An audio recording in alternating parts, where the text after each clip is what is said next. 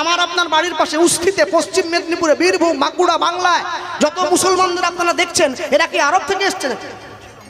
এরা কি ইরাক থেকে এসছে? আসেনি। এরা আমার আপনার বাড়ির পাশে, এরা আমাদের মতো হিন্দু ছিল। পূর্বপুরুষ খোঁজ নিয়ে দেখুন, সমাজের চাপে পড়ে এরা ধর্মান্তরিত হয়ে গেছে, মুসলমান হয়ে গেছে। আমার আপনার বাড়ির সামনে সেই দিনটা উপস্থিত হয়ে গেছে। একদম ঠিক বলেছেন, এরা আরব থেকে আসেনি, এরা ভারতেরই। এরা ধর্ম পরিবর্তন করেছে সমাজের চাপে পড়ে। তাহলে এরা কোন সমাজের মানুষ? এরা যদি হিন্দুই ছিল, তাহলে হিন্দুদের মধ্যে কারা ছিল যারা অত্যাচার করেছে আর তারা মুসলিম ধর্মে চলে গেছে? সেই কথা কি আপনি বলছেন? আপনি বলছেন না। আপনি কত সুন্দর বলে গেলেন যে এরা আরব থেকে আসেনি, এরা এই দেশের। এটা তো সত্য যে এরা এই দেশের, কিন্তু এদেরকে অত্যাচার কে করেছিল? না আপনাদের পূর্বপুরুষেরা করেছিল। সেই সত্যটা বলুন। সেই সত্য তো বলার মরদ নেই।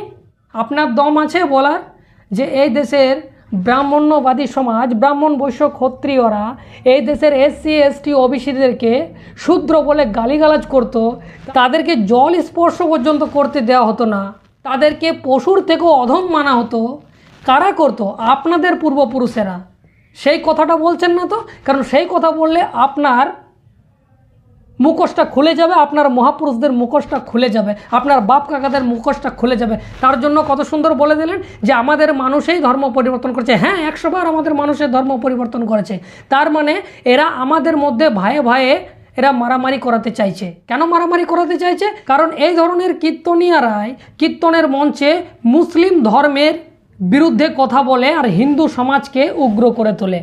তার মানে ইনি যে বলছেন যে এরাই আমাদের ধর্ম পরিবর্তন করেছে হিন্দু, তারাই একটা সময় এই দেশের হিন্দুই ছিল, তাহলে আজকে তারা ধর্ম পরিবর্তন করেছে।